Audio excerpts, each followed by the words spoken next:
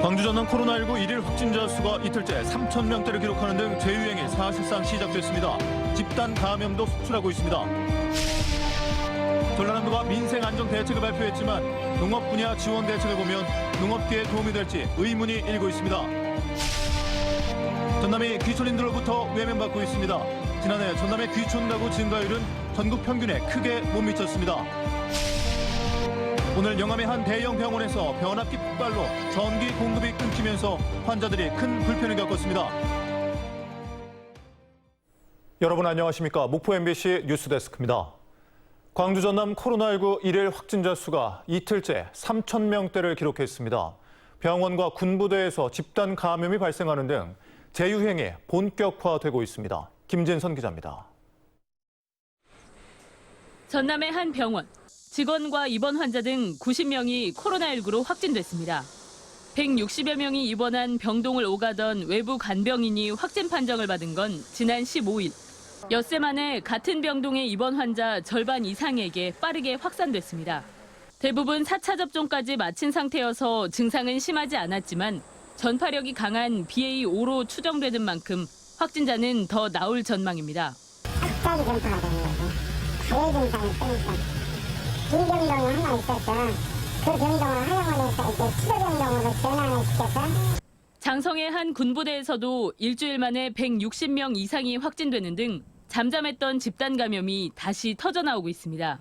실제로 광주 전남의 확진자 수는 이틀째 3,000명대, 일주일 전에 비해 2배 이상 증가했습니다. 특히 전남의 경우 최근 일주일 새 유치원과 초중고생 1,400명 이상이 확진되는 등 청소년 누적 감염률이 55%를 넘어섰습니다. 아무래도 그 어린 아이들이 많기 때문에 가족 간 전파가 많은 것으로 봐야 됩니다. 현재 상황에서는요. 신종 변이 확산과 면역력 저하, 여름 휴가철 영향 등으로 코로나19 확산세는 계속될 것으로 우려되는 상황.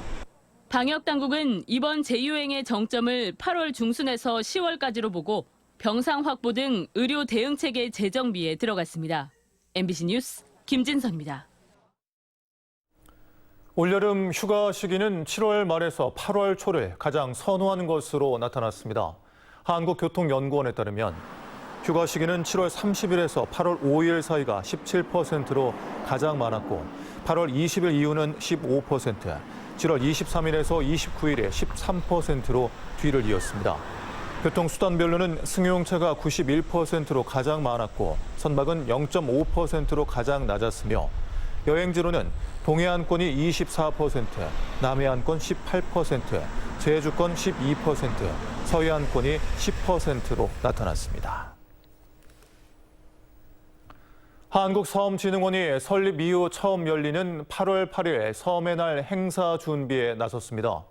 한국섬진흥원은 제3회 섬의 날 행사를 8월 8일 군산 일원에서 개최할 예정이며 국제학술대회와 주민주도 섬발전 우수 사례 발표, 청년자문단 아카데미 등의 행사를 기획 중입니다.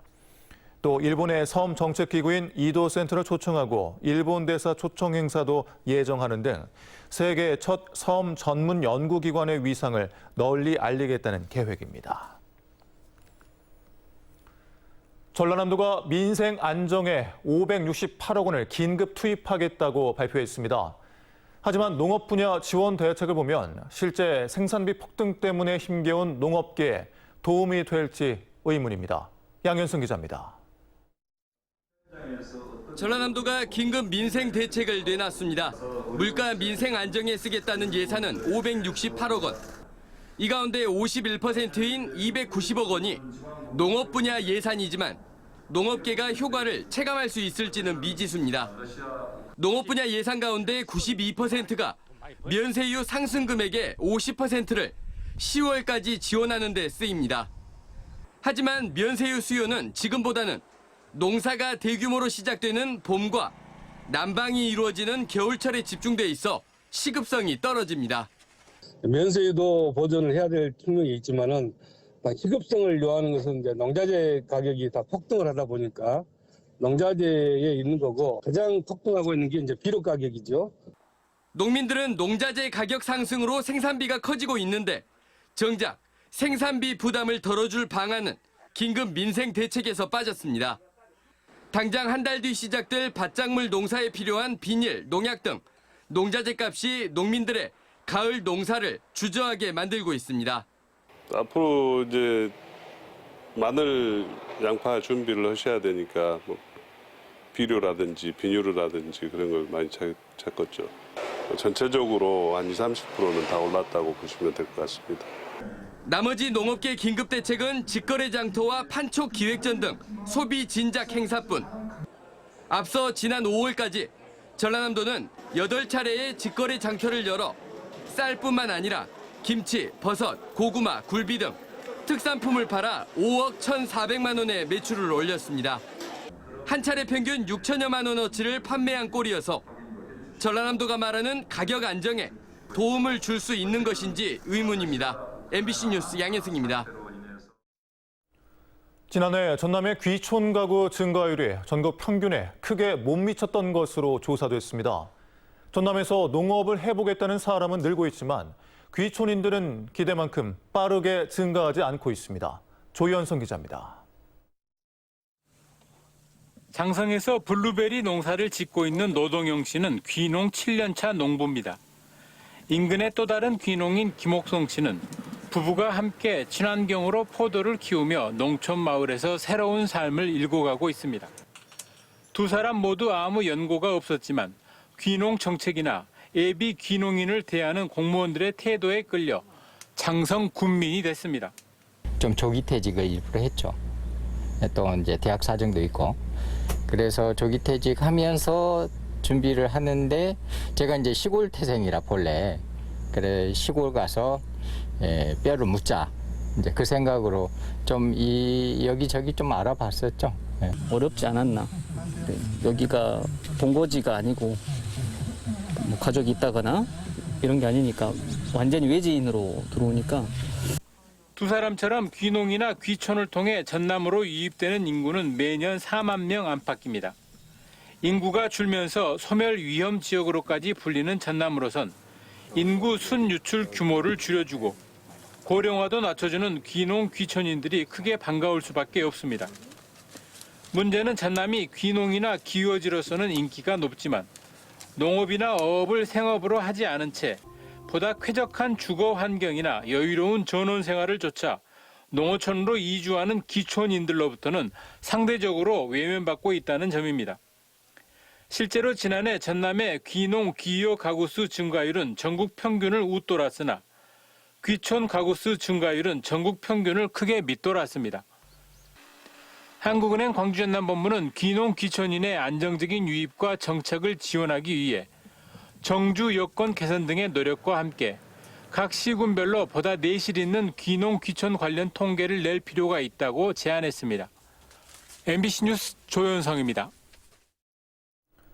윤재갑 국회의원이 농어촌 신재생에너지 발전 사업 활성화를 위해 신재생에너지 촉진법과 전기사업법, 농지법 등 3가지 법률 개정안을 대표 발의했습니다.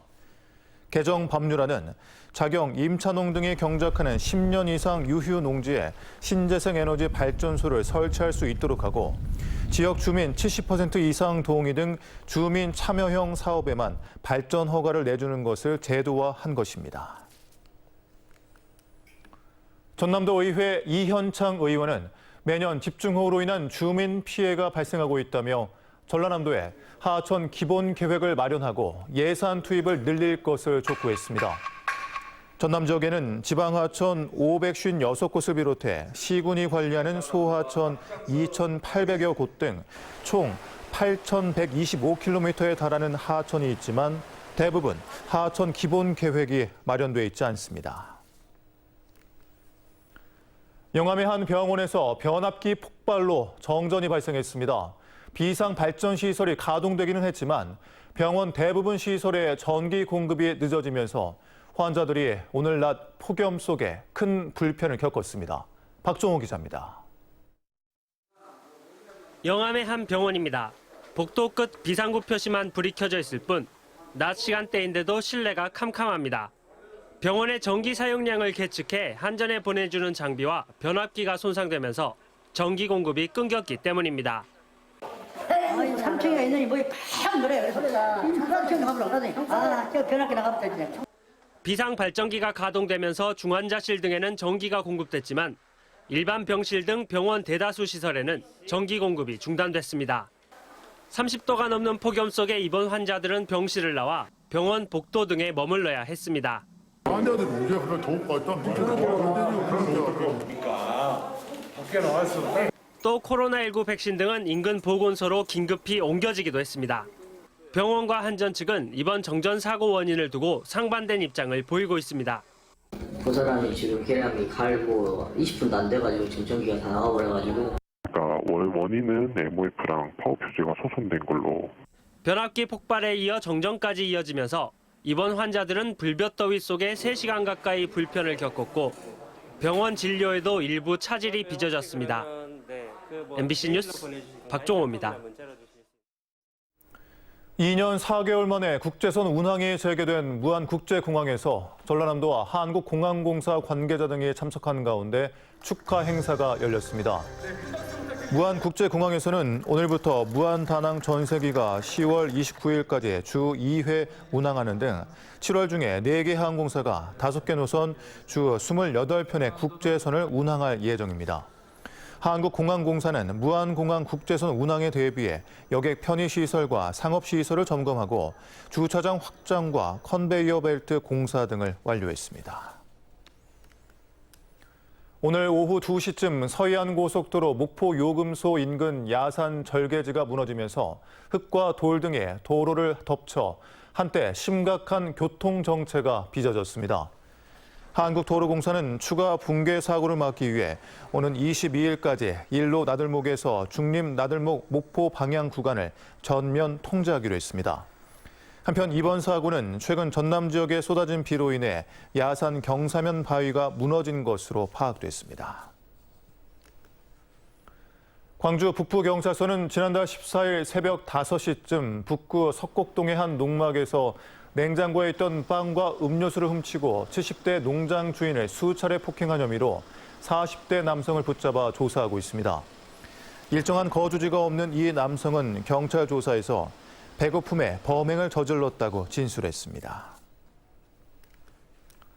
박홍렬 목포시장이 기획재정부를 방문해 해경 서부 정비창 신설과 남해안철도 건설 사업 예산 지원 등을 요청했습니다. 또 수산식품 수출단지 조성 사업비의 증액과 해양수산복합단지 조성을 위한 정비사업 예산을 국비에 반영해달라고 건의했습니다. 명현관 해남군수도 기획재정부를 방문해 국립농식품 기후변화 대응센터 건립을 위한 예비 타당성 조사의 조기 통과와 관련 예산 지원을 요청했습니다.